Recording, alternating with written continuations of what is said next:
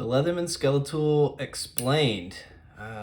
This is going to be a longer format video, one of my longest that I've done so far, regarding some of the different knives that I've used, as well as kind of where I've ended up settling. I've been carrying the Leatherman Skeletal for a long time, multiple years now, as my everyday carry. It really rides the line between what's too heavy and what's light enough to carry. These two other knives, this is the Benchmade Osborne 940, as well as the Spyderco Para 3 here, are great, really lightweight, very capable knives. I have a lot more time on the 940. I used to carry it actually with the pocket clip on the other side in my back butt pocket. So where some people would carry maybe a wallet, traditionally, if you're not using a front pocket wallet, this would sit back there rather than in my any front pockets where they would bump up against a phone. I generally keep phone in my right front pocket, wallet, keys, couple other random things in my left front pocket, and then flashlight goes in the back left, and I had knife in the back right. Now, depending on the type of pants that you wear, that can work or that might not work. With the Osborne, it's so lightweight that I was wearing a lot of very thin material, lightweight technical pants. Like most of them I think were from Patagonia, but very thin fabric. So they did not, this knife was so light that it did not cause the fabric to sag at all, which was really important. The Skeletal kind of pushed the bounds there in being a little bit too heavy for those particular pants. So over the past couple of years, I've started wearing heavier fabric in my pants, as well as changing up the pockets that the pants have in them. I'm not a proponent of cargo pants necessarily, because I don't want to stand out or look unfashionable. Not that it matters what people think, but I like a streamlined look personally. And I found that what works pretty well now, and what I've been able to find that a lot of different companies are starting to make, are pants with, they're called yoke pockets, which go, it's kind of in between a front pocket and a butt pocket. It rides higher up on the hip. So that's where I generally carry the Skeletal, and it rides really well there. It's not too heavy for that. The main reason, other than, I had to figure out how I was going to carry the thing, swapping from lighter weight knives, but you get so much more functionality out of a multi-tool. So obviously knife, Skeletal has pliers, has a spare bit, which I have a shorter video outlining this as well. Screwdriver with the spare bit, and then I've added a little hammer tool here just as a comparison with another, put that there, with another, this is another Leatherman, which is a lot heavier, and I have actually pretty heavily modded this particular Leatherman because I was trying to arrive at exactly what I wanted in a multi-tool. I never carry this thing because it's so heavy, and because honestly the Skeletal is so capable. I haven't needed a big multi-tool with all of this stuff. But this is the Leatherman Signal that I have modded, and it kind of flicks out there once you unlock it, but you've got full-size pliers with replaceable wire cutters, so a lot beefier wire cutters.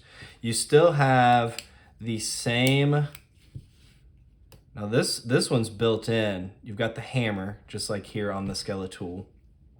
If you got a one-handed blade access, not a huge fan of combo blades, but it's fine for this. That wasn't a reason for me to not carry this necessarily. Now the Skeletal is I'm sorry, the Signal is marketed as a like survival type tool.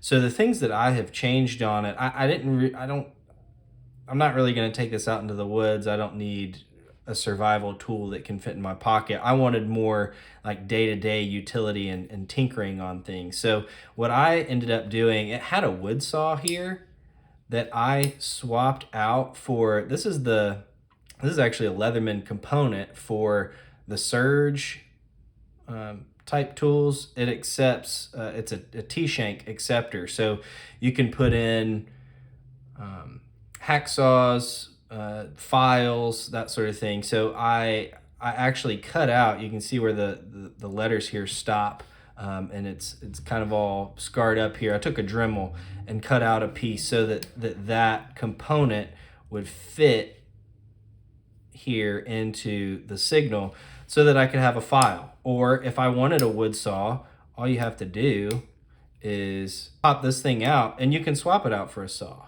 if you want to do that. But day to day, I thought that I would use a file much more often than a wood saw. If I have to cut wood, I'm getting an axe out of the shed or getting a saw. So that was one change. The other thing, it came with a whistle and it came with a sharpener that you can use to sharpen the blade if you're out in a survival situation. It also came with an awl, which I still have here. There's the awl.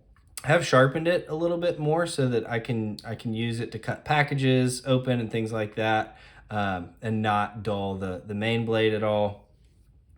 So I kept that there. That works really well there. But I wanted scissors, so it came with a bit driver, which I did have to modify because it comes actually in as far as you can go this side, and then there's another tool that I can't remember that was here in the middle. So I've changed up some things in here, and I modded this, cut a chunk out so that it would actually fit in, but put scissors in because I think scissors are a lot more functional than what was in there. I cannot remember what it was. Let's see. I've got another, I have an original Signal here that is, that I haven't taken apart. So let's see what's in here.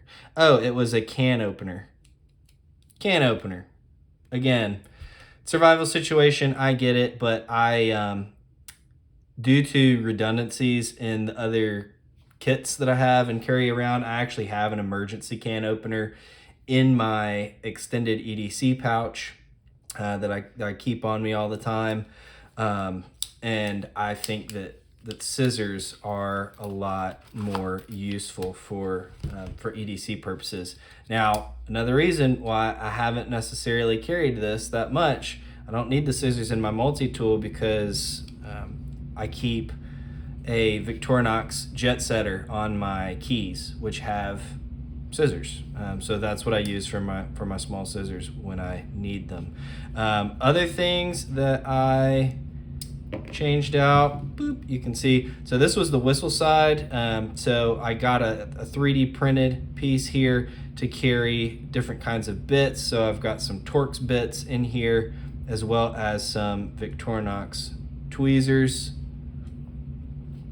Just a lot more useful than a whistle. I keep a whistle on my keys as well, so just didn't need it for that. Also had a very small ferro rod, which I keep a lighter in my pocket, so didn't really need that. And then a backup lighter in my extended EDC pouch generally. And then here's some more. I've got some Allen bits. Another 3D printed piece here. With Allen bits, 4mm, 5mm, which you can use for a ton of different things, and that just slips in right there.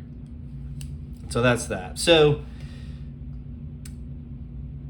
it's very capable, but with the other things that I normally carry on a daily basis, I just did not need the bulk that this is. And it's substantially heavier.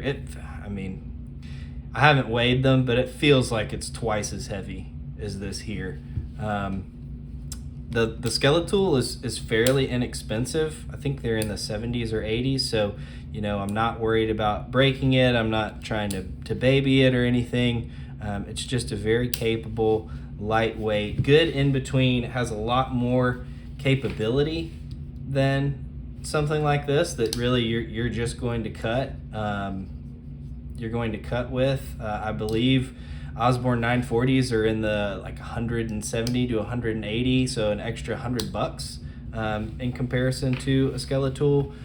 So you know, I worried about losing these things. I babied it.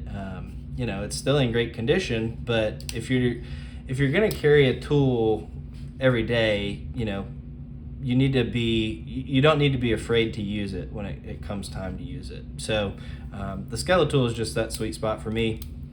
It's been great. I've tried other options, but it's by far my favorite. So thanks for checking out the video, and I'll see you guys later.